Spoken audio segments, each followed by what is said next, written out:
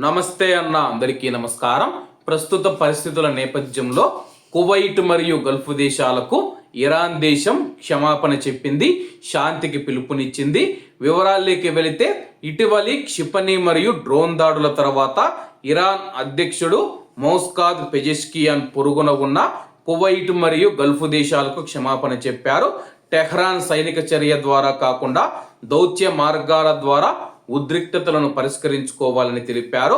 అలాగే శనివారం ఆ దేశ టెలివిజన్లో ప్రసారం చేయబడిన ముందే రికార్డు చేయబడిన ప్రసంగంలో ఇరాన్ అధ్యక్షుడు దాడులను అంగీకరించాడు మరియు ఉగ్రదాడి సమయంలో లక్ష్యం చేసుకున్న ప్రాంతీయ దేశాలకు కువైట్ మరియు గల్ఫ్ దేశాలకు క్షమాపణలు చెప్పాడు. ఇరాన్ దాడి చేసిన పొరుగు దేశాలకు నా స్వంత అభయారణ్యంలోనే క్షమాపణ చెప్పాలి అని అధ్యక్షుడు తన టెలివిజన్ వ్యాఖ్యలతో తెలిపారు. సైనిక శ్రేణులలో సమాచార లోపం ఈ దాడులకు దోహదపడి ఉండవచ్చని చెప్పి పెజెష్కియాన్ గారు సూచించారు. ఇరాన్ నాయకత్వం మరిన్ని సంఘటనలు జరగకుండా నిరోధించడానికి కృషి చేస్తుందని తెలిపారు. దాడులకు సంబంధించి దేశంలోని 3 సభ్యుల నాయకత్వ మండలి సాయుధ దళాలతో సంప్రదింపులు జరుపుతుందని తెలిపారు. ఇరాన్ దాడికి గురైతే తప్ప పొరుగు దేశాలపైన భవిష్యత్తులో సైనిక చర్య జరగదని ఇరాన్ అధ్యక్షుడు సూచించారు. ఇప్పటి నుంచి వారు పొరుగు దేశాలపైన దాడి చేయకూడదు మరియు వారిపైన క్షిపణులు ప్రయోగించకూడదు. ఆ దేశాలు మన పైన దాడి చేస్తే తప్ప అని తెలిపారు. బదులుగా సంక్షోభానికి దౌత్యపరమైన పరిష్కారాలు కోరుతూ ఉన్నారు.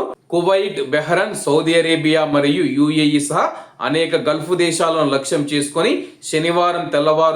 ఈరోజు తెల్లవారుజామున ఇరాన్ దాడులు జరిగినట్లుగా నివేదించబడిన నేపథ్యంలో ఇరాన్ అధ్యక్షుడు కీలక వ్యాఖ్యలు తీశారు. గల్ఫ్లో భద్రతా పరిస్థితిని దేశాలు పర్యవేక్షిస్తున్నందున ఈ పరిణామాలు అంతటా ఆందోళన రేకెత్తిస్తూ ఉన్నాయి. ప్రస్తుతం మనం చూసుకుంటే ఇరాన్ దేశ అధ్యక్షుడే ప్రకటించడం జరిగింది, కువైట్ మరియు గల్ఫ్ దేశాల మీద మేము దాడులు చేయము. ఆ దేశాలు మా మీద దాడి చేస్తే తప్పితే మేమైతే ప్రస్తుతానికి దాడులు చేయము. తాత్కాలికంగా మేము దాడులు నిలిపివేస్తూ ఉన్నామని చెప్పడం జరిగింది. అలాగే తాత్కాలికంగా దాడులు నిలిపివేసిన నేపథ్యంలో కువైట్ మరియు గల్ఫ్ దేశాలలోని ఎయిర్పోర్ట్లు అతి త్వరలో అయితే తెరుచుకోనున్నట్లయితే స్థానిక మీడియా తెలిపింది. కాబట్టి అందరూ బాగుండాలి, అందులో మనం ఉండాలి. అందరికీ నమస్తే అన్న, జై హింద్.